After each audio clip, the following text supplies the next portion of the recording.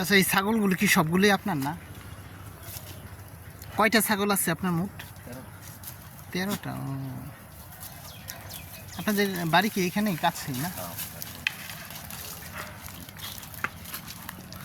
অনেক সুন্দর। ওরা মানে একদম সারা থাকে নাকি?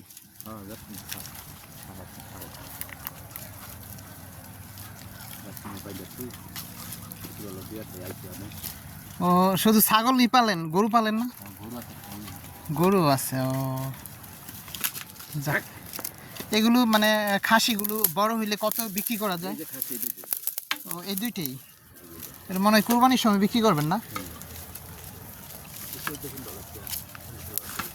15-16 হাজার টাকা বিক্রি করা যায়।